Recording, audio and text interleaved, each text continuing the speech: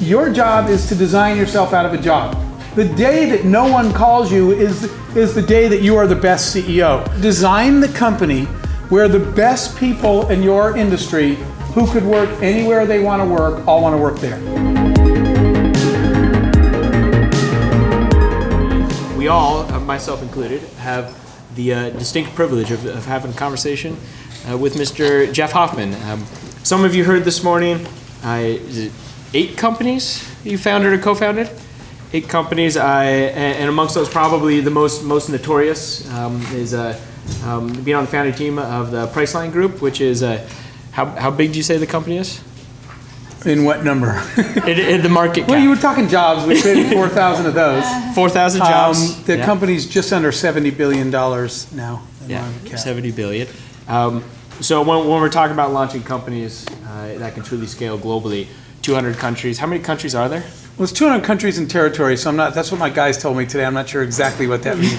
By the way, when they said that, I advised both the White House and the State Department and the UN. So I called all 3 of them to ask them how many, when I first got that number, how many countries there are.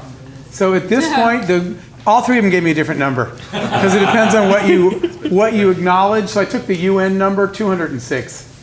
That's how many countries they currently acknowledge. So 6 countries apparently hated us.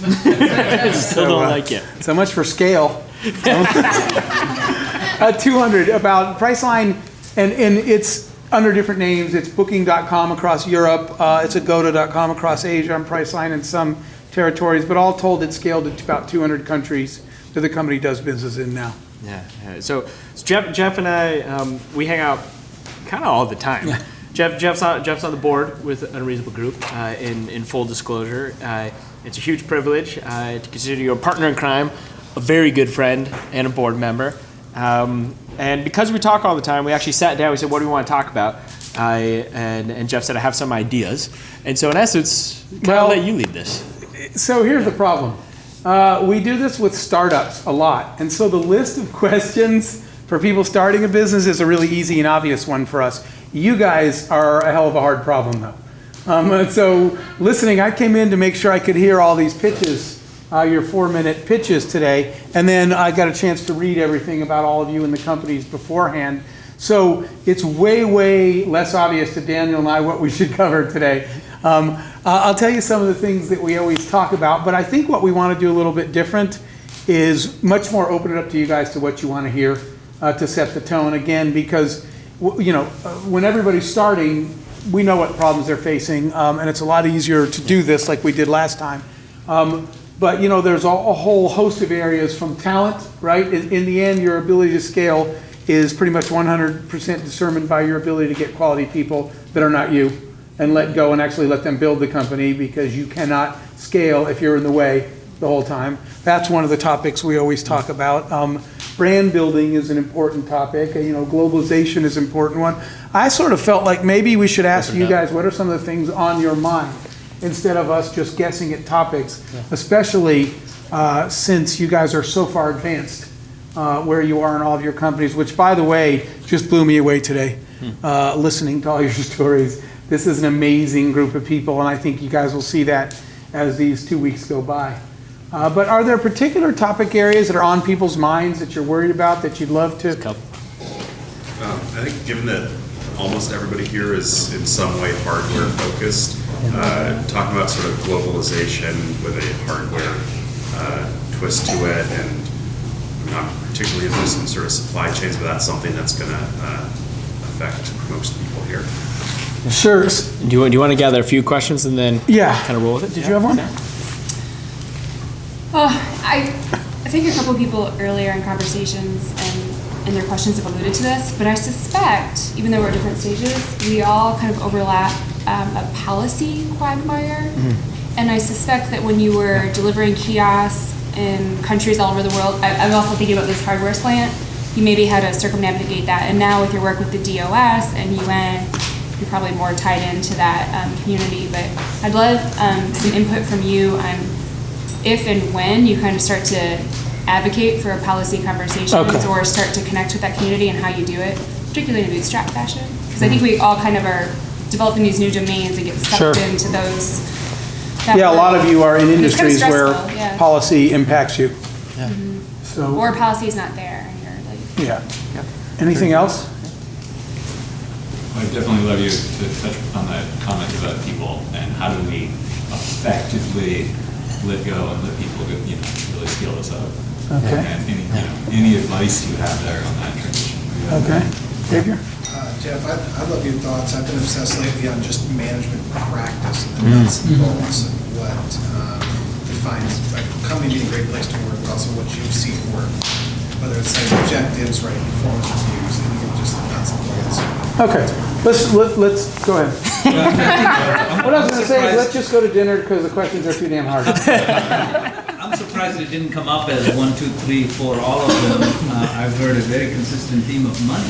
Yeah. And Second that motion. and it's painful to watch my colleagues here see how hard, at least I think most of them are finding it hard to raise the type of capital. And even though there's some that have just raised capital, I don't think almost any business here is fully funded to scale. So, and I think everyone Yeah, I heard that. It was recognizes. kind of a common theme. Yeah, I don't think there's one business, please raise your hand, that's fully funded to scale. I don't think there's one. So that's gotta be the biggest anxiety on every CEO's mind, and I know there is not an easy answer to this. That's actually why I think it's valuable for everyone to hear your thoughts around how to navigate the challenges of businesses like this that aren't software businesses. VCs are gone, right? Sand Hill Road is dead for a business like this. And there's some 2 or 3 conversations I've had even since I landed this morning where people are truly anxious about, I may not have a company in 3 months. That may be the most important. Okay. I need wine. I should have said yes. White or red? White. White I wine. should have said yes to the wine. I should have got you. figured. What was I expecting from a bunch of really smart people? Really hard questions. Can I say one Absolutely. thing? When you answer the questions, if you could speak to actuals, your actual stories that you've Sure. gone through with your own businesses, I think that's the most valuable thing for us to really pull from this. Okay. Let's start, we'll start with because it kind of encompasses both of those, the people and the management style. And then we'll get to all of these. We don't want to take, thank you, too much time. Hey, cheers, everybody. Hey, and here's to an amazing 2 weeks and to scale for all of you. Yeah. So we can't wait to keep reading your stories. Cheers. So let's start with that one because so many people, I actually, even though I never promoted or even carry it, wrote a book last year called Scale. It's kind of the how-to guide of what you got to do from where you are to sort of, somebody used the term today, global domination. Who did that today? Who said that? Okay, that's right. But, we tried to list the how-to of everything that we learned in this process. And a lot of this stuff was looking back, by the way. Unfortunately, a lot of the things we did, I don't think we were necessarily smart enough to know to do it that way, but we trusted our instincts and were intuitive enough. And then later, looking back, so what I did later was go back and dissect what actually worked and why. So that's kind of what I'm going to share with you. And just to be clear, it's a mix of the answers I'm going to share with you. I'll give you real stories from our companies, but to be honest, it's a mix, it's a blended learning.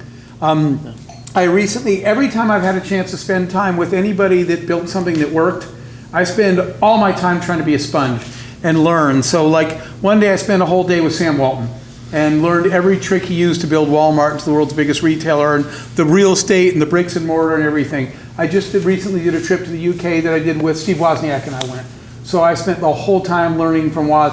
I spent a day with Jack Welch and we talked all about management and philosophy. So every time I'm with somebody that I can learn from, I've added that to this knowledge base. So I'm sharing with you not just my own ideas, but a lot of them.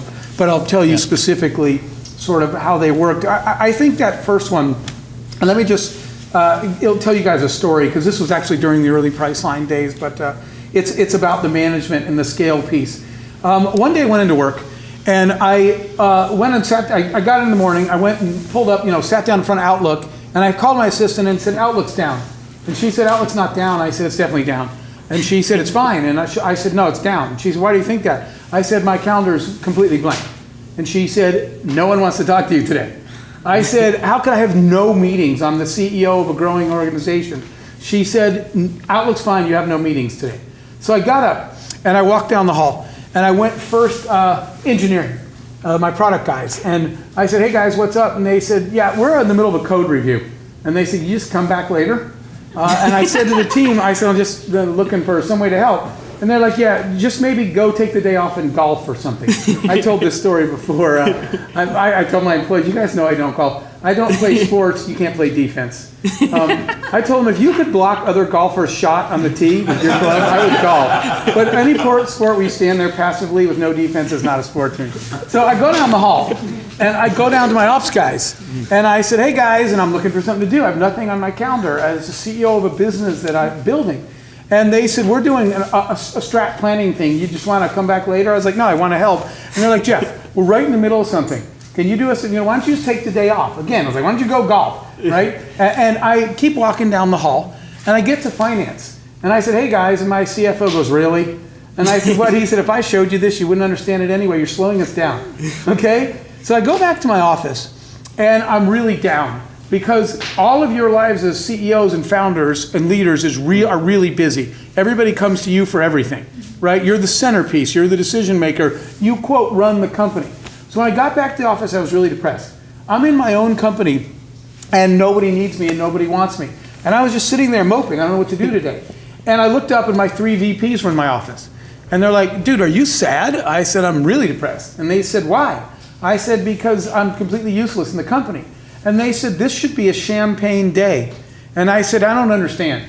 And they said, you told us a leader's goal was to hire people smarter than you in every single area and then get out of the way.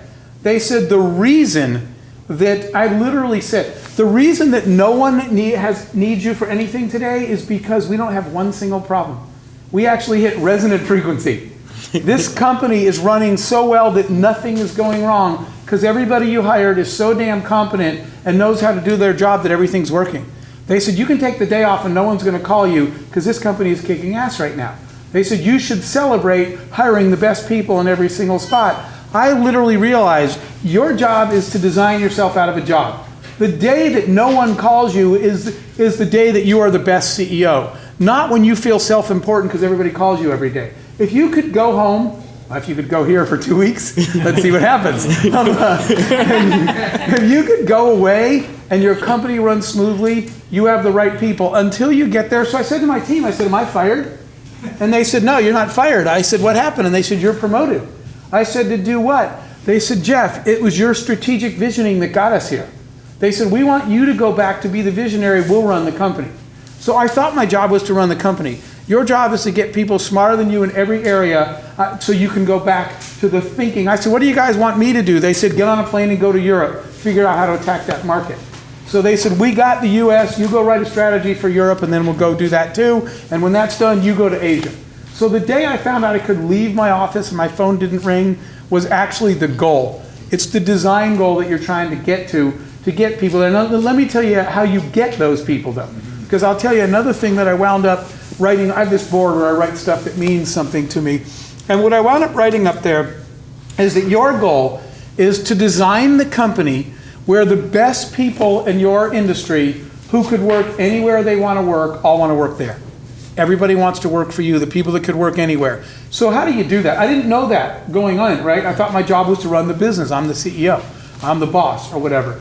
But I was writing this. I used to write the entrepreneurship and innovation column for Inc. magazine. And they asked me to write, I want to tell you guys a story. They asked me to write about talent. And this was the title, if you Google it, the title of my article is Hire the Best and Go Pick Up Their Laundry. And I have to share with you guys this story. Because I was on the road and my team, we had a big project development. We had a version 2 product we had to get out and it was really important. And my team said they met this 20-year-old whiz kid, engineer. And they said, we got to have him. I said, then you don't need my permission. You need to wait for me to hire him. So I get back to the office, right? When I get back to the office, the kid does not know I'm the owner of the company or the CEO. I don't know this kid. I go down to the conference room, everybody's working. And I walk in there and I say, hey, can I get you guys anything? I meant pizza, beer, Chinese food, right? The fuel of growth companies. But the 20-year-old kid who doesn't know I own the company, I'm the CEO, the 20-year-old goes, yeah, can you go pick up my dry cleaning? Well, everyone in the room does this. They're all looking at me, looking at this kid like, oh, that's the CEO, you don't ask him to pick up your dry cleaning. They're all waiting to see what I'm going to say. And I said, sure, I'll be back in 20 minutes. Where's the ticket? And he said, it's in a thumbtack outside my cubicle. So I get it, and I'm walking in the parking lot. And again, my VPs come running out. My VP of product goes, you're picking up the kids' dry cleaning? I said, listen. I said, that kid is the most brilliant engineer I have ever met. I said, that kid is doing things I couldn't do in a million years. That kid is designing a product that's going to win every award in the industry. And the cool thing was, we won major international awards that year, and I got to go get them. I said, that kid is going to sell product, generate revenues, generate customers. He's going to make everybody in this building rich and famous if you care about that. So I said, not only am I going to go pick up his dry cleaning, but if you guys need me, when I get back, I will be outside washing his car. Your job is to find the best and then nurture them. So that made me start to think. Now, let me tell you what I did, the actual story. And this, Xavier, has a lot to do with the management style, right? Because management is this thing where you do what you think you should do as a manager. And one day, somebody came in and told me that they didn't like something, the way we did something. I told people, be really honest. He said, I'm not sure why we made this decision, and I don't know what it works. And then he said something. He said, what's our employee policy on that? I said, employee policy? He said, an employee policy manual. I said, policy manual? He said, we don't have that stuff? I said, everybody in the conference room. And I put the whole company, we were only 40 people in the conference room. And I said, everybody take out a sheet of paper. And I said, draw a line down the middle. And everybody did. I said, on the left, I want you to write down anything anybody has ever done to you as an employee that made you feel unmotivated, devalued, unimportant, hate your job, maybe you even quit. Write down anything that ever made you feel bad that any company ever did in the way it ran. And they wrote it down. And I said, now on the right side, I want you to write down the opposite. What practice did any company ever use or behavior that made you love your job, feel valued, feel important, and you can't wait to get to work the next day? And we wrote that down. And then I passed out thumbtacks. And somebody said, what is this? I said, stick it on the wall. It's the employee manual. I said, if I catch you doing anything on the left, you're fired. Because you told me you hate that. And once a month, you have to go down the right side of the list, pick something, and pick an employee and go do that thing to that employee. Now, that's not a complete employee manual, but it's not rocket science. And when people had a list of all the things that make you love your job, and they were assigned to pick anyone in the company and pick something off the list and just go do that thing, it was amazing how we started to see. The point of all this is, instead of me guessing how to run the company, I wanted to get these unbelievable people to never leave. And so I went and asked everybody, what would make this the best job you've ever had? Just give me the list, and my job is to go do that stuff. You guys run the company when you need me, right? By the way, none of us are, when you're building a company, you're involved in everything, right? Marketing, finance, whatever. But the truth is, none of us are as smart as we think we are. Every one of us is probably only good at one domain, and everything else you need people smarter than you.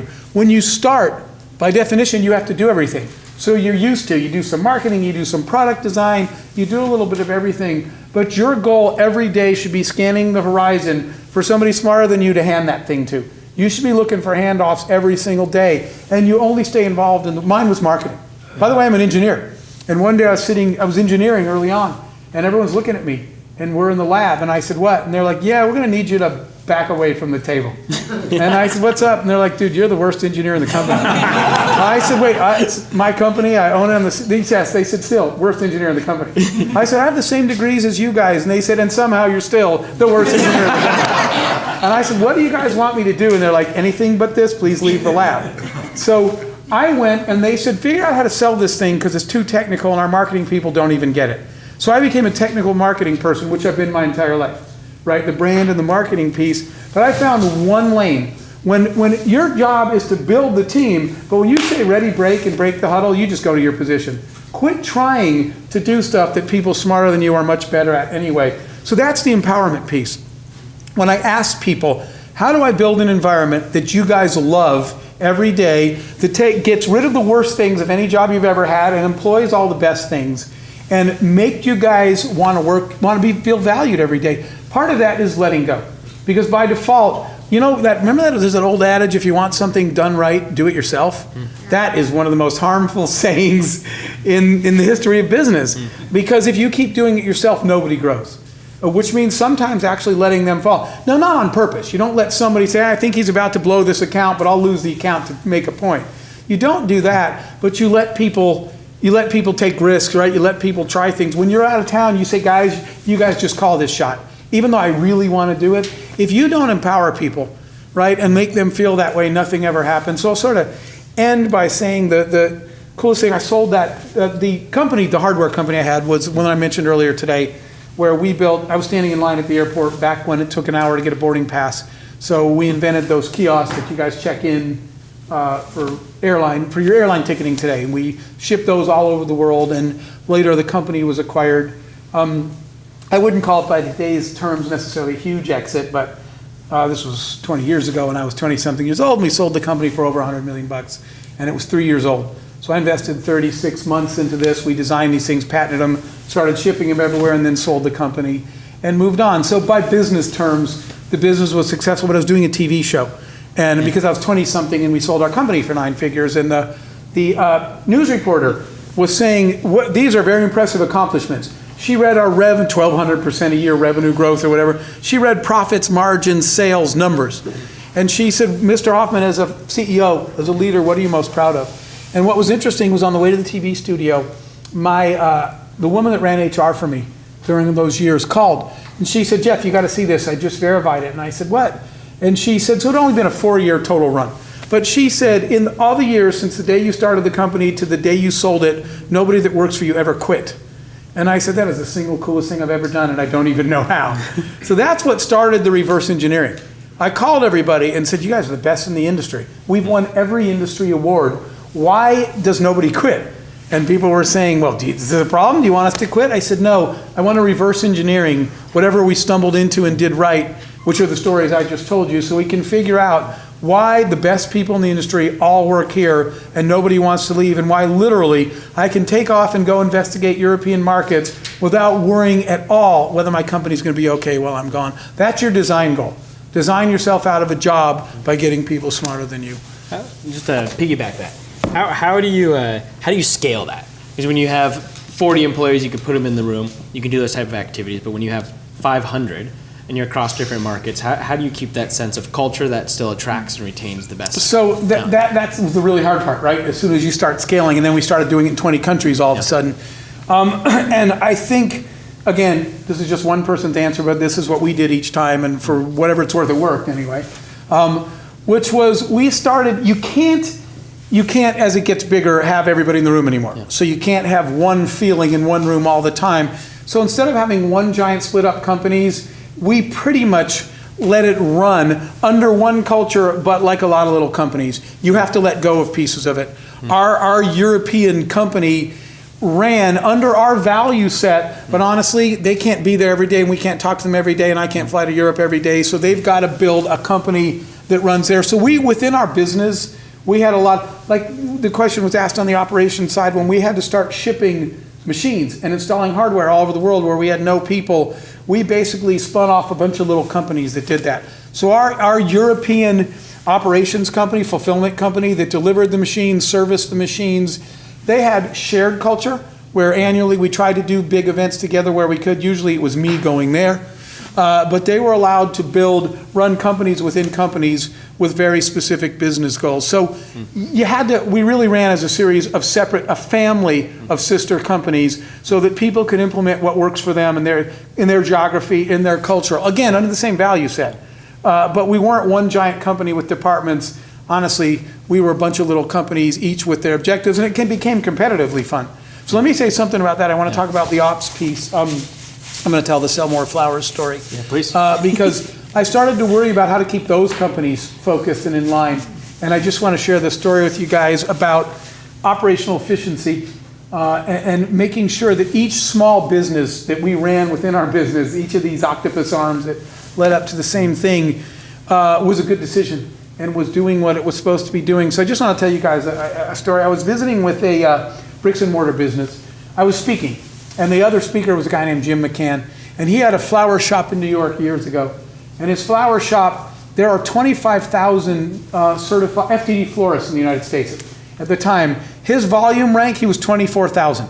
He was a one-shop flower shop in New York. And at the time I met him, he had become #1. From 24,000, it's 1-800-Flowers, to being the single largest volume florist on the planet Earth. So I said, Jim, how did you do that? And he said, Jeff, check this out. Because as he grew floral delivery on the internet, was a little spin-off, not spin-off company. They're all internal. Flower delivery when he attacked Europe, when he attacked Asia. So I learned from him, but what he taught me about operational efficiency, I've never stopped doing. So I go to his office, and within each business unit, on the walls, and by the way, I do this, if you guys don't, I'd highly recommend it.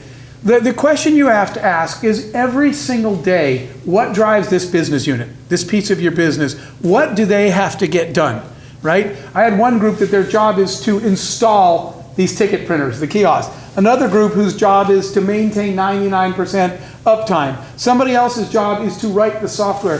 Whatever the objectives of every piece of your business are, they should be in giant letters on the wall 24/7. So here's his.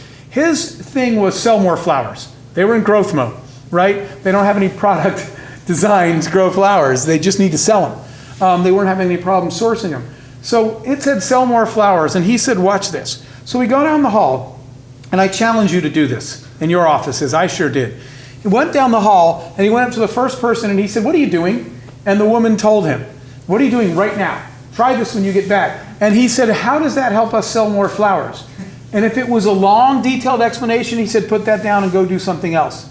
If you can't tell me how the activity you're doing right now will directly sell more flowers, find something else to do, right? So we go in the garage. He goes, Jeff, check this out. This is a different business unit. It's the motor vehicle division. And he goes, George, there's a guy under the guy underneath the van he's a mechanic in a jumpsuit, all dirty. And George rolls out. He goes, George, what are you doing? And he says, I'm installing fuel filters on delivery vans. And he said, how does that sell more flowers? And I'm thinking, this will be interesting. Here's what the mechanic said in his business unit.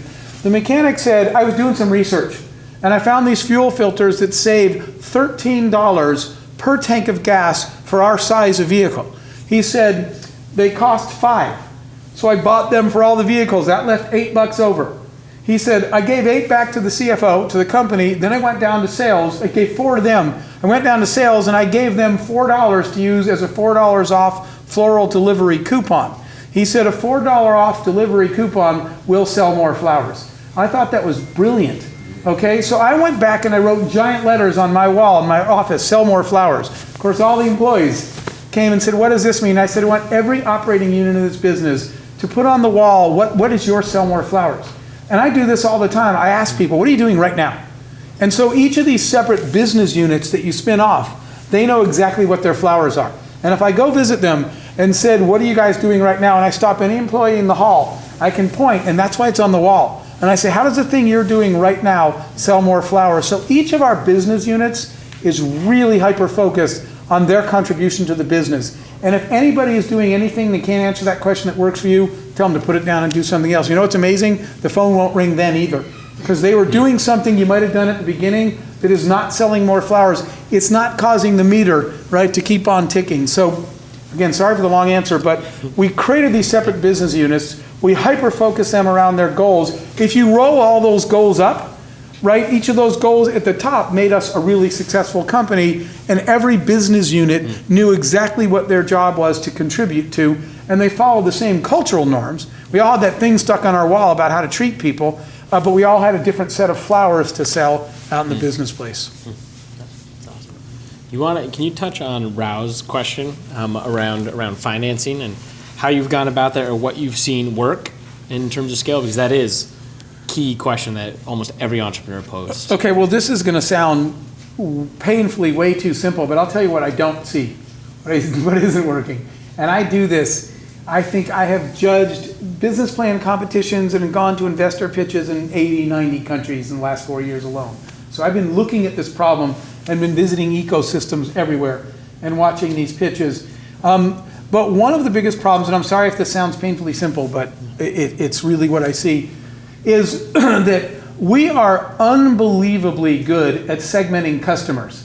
I can tell you that my customer is a 32 to 45-year-old woman that lives in the Midwest. She went to college 4 years, but she doesn't have an advanced degree. But she's married and has 2 kids. Her husband works. He makes over 100. We segment the hell out of customers. And then I ask people who's an investor, and it's any VC that will give me an appointment. Okay? That's what we do. The definition of an investor is whoever has money. So I will tell you one thing, in all the companies I ever did, Priceline included, we never raised one dime in Silicon Valley on Sand Hill Road. You know why? Because not one of those investors would have funded Priceline. This was our business proposition. You don't know what airline you're flying, you don't know what time you're going, you don't know what routing you're taking, but you have to pay in advance. And we're going to tell the airlines how much we're paying for the ticket. Really? Nobody would have funded that. We didn't waste 5 minutes in Silicon Valley because we could meet none of the metrics. Everything the VC said, don't come in here unless you can answer these questions. I said, great, we can answer 0 of those, so you're not going to fund this. We didn't even waste our time because knowing the way they operate, we would have never created a $70 billion market cap because no one would have funded us. We went to a completely different place. So I want to talk about that. Raising money, of course it's hard, right? And for a lot of the businesses you're in that are long term. But the reason is, editorial opinion, the definition of investing and VCs and just the whole business came out of Silicon Valley. And so it unfortunately dominates the conversation too much. Like now I see so many companies, the whole concept that on day one, you guys aren't there, but on day one, startups, and their fourth slide has to say exit strategy. And I always sit there and saying, seriously, what is your entrance strategy? What the hell are you exiting your PowerPoint? I sit there in amazement that you have an exit strategy for your PowerPoint. You don't even have a company yet, right? So that focus came from people who only make money when they turn money, which is the investor community. If they had been pitching it to me as an operator, I would have said, look, there's nothing to exit. Why are you talking about IPOs? And, I have probably the sign that, at least the one I see that gets tweeted most when I speak, I have a big giant thing on my wall that says, don't chase money, chase excellence. Because money follows excellence. You know why I say that? Until you create operational excellence, you got nothing to exit anyway. So that being said, going back to this Silicon Valley dominated attitude about fundraising, and everybody, when I ask who you have appointments with, it's whoever they could get an appointment with. Whoever calls themselves an investor and has money, that's who we have the meeting with. So I'm going to just tell you the story of how I raise money for something, just to show you the alternative. And my answer is, people don't segment. When I'm on the back end and you guys leave, and I say, you guys are going to invest in that? They say, hell no, we would never do a deal like that. And I think, how did this entrepreneur, how did you guys not know they were never going to do that? So one of my startups, it was a travel tech thing. We wanted to raise money for travel. This was pre-Priceline though. So we were raising money to do travel tech before we did Priceline back then to do this stuff. But let me just tell you, I was talking to other founders, and they were getting meetings with whoever introduced them to a VC and whoever had a fund, right? And if they did energy, that's good enough for them. I didn't think it was. So I'm going to just tell you the flip side story. I think I told this last time, but I went and the first thing I did was I made a list. So here's a little methodology I used. Instead of just saying, who can get me investor meetings with people who have enough money to give me, before I asked anybody for a meeting, I made a list of every company I could think of that's any way at all similar to mine, right? And our company was something new at the time. But find the most similar dozen things you can find in the world. That was step one. I wrote those down. Then I went, this is like segmenting customers. Then I went through those companies and I said, did any of these get funding? Then I took the ones that got funded. Then I went and did the research and said, who funded the companies that were the most similar to my venture? Then I went to that list of the people that funded them, and I found that one company had funded 3 of them, okay, of the ones that got funded. So then I went specifically, by the way, for all of you who are mathematicians and use heuristics, I was doing a best first search, right? I'm not looking for the first meeting I can get, I'm looking for the best first search. Who am I most likely to get a yes from? So anyway, I took that company and I went and looked at their portfolio. They had invested in 6 total companies that seemed similar to mine. Not all those were on my first list. I found them on their website. So then I went through all those companies. 3 failed and 3 succeeded. So then I went and researched the 3 that failed, and I made a list of all the ways I'm not like them. Then I went to the 3 that succeeded, and I made a list of all the ways I'm exactly like them. And I had all this prepared. Then I went to see which partner in their firm was responsible for this industry sector and those investments. Then I reached out and researched that partner, including his Facebook, everything I could find, to find out everything I could know about that guy. Then, just a quick side note, he said no, and I couldn't get an appointment. And I did not take any other investor appointments because you guys know deals get tired. When I'm on the investor side, and we're talking and we say, wait a minute, you met him too? And the word, as you guys know, is you've done 6 pitches. I don't even know what happened to pitches, but I know the 6 people must have said no or you wouldn't be calling me. So I'm already uninterested. You lose points before even meeting us on the investor side just because we hear you're out and about pitching to everybody. So volume of pitches is not necessarily a good thing. Quality of pitches is. So I just tell you this real quick. I couldn't get an appointment with the guy. And so in my research when I was studying him, I'll make this fast, I saw that in his Facebook page that he liked polo. And I saw him post that there was a big polo match coming up at a polo field on Saturday that he was going. So I bought tickets. And I went to the polo match, which I've never been to, and I have no idea what's going on. And I waited around the food table. This is a true story. And the guy wandered up to the food table. And I said, beautiful day for the ponies. He said, it is. He said, you a polo fan? I said, honestly, no, it's my first time. And I said, I'd love to learn about it. He said, I'll teach you. Come sit with me. He said, I'll teach you about the ponies. I said, great. He said, let's grab some food and we'll go sit. I'll tell you what it's all about. And I said, thanks. And he said, what do you do? And I said, it's a beautiful Saturday afternoon. You don't want to talk about work. And then I prayed because I did not want the guy to say, you're right, let's not talk about it today because my whole plan is shattered. He said, no, it's okay, I asked. And I said, oh, I'm launching a travel startup. And he said, oh my God, I love that sector. And I said, what a coincidence. And he said, tell me about your company. And then 20 minutes later, he said, can you be in my office first thing Monday? And I'm thinking, I've spent 3 months trying to get an appointment in your office. So he invited me to his office. My pitch was, these are the kinds of deals you like, right? And he said, yeah. I said, these are the deals that work for you. He said, yeah. These are the deals you did that failed. And he said, yeah. Remember, none of this is about me. I have segmented him. I didn't say a word about my company. But now he's really engaged. And I said, I got a deal that's better than the 3 that you did that worked, and here's why, and we'll make none of the mistakes of the 3 you did that failed. I said, this should make your day, not mine. And he said, this is dead on what I'm looking for. And I said, let me show you. And he took the entire offering. I did one investor pitch and done because I did all the homework. That is what I think when I listen to people and I ask who they pitch to. When I go look, I think they were never going to give you the money. They just wanted to hear what you were up to. Investors love to get a breadth of deal flow so they can compare. But a lot of times they were never going to fund you. So I hope that's a little bit helpful. But I am seeing so many people pitching the wrong people.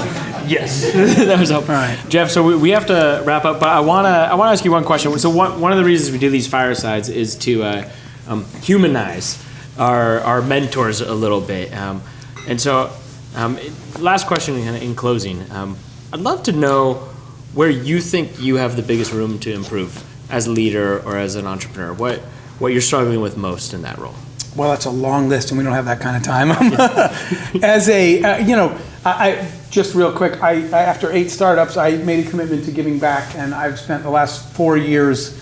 My last startup was a company called ubid.com. That was an online one. We were the 5th largest auction site on the internet. No hardware involved in that one, but warehouses and shipping.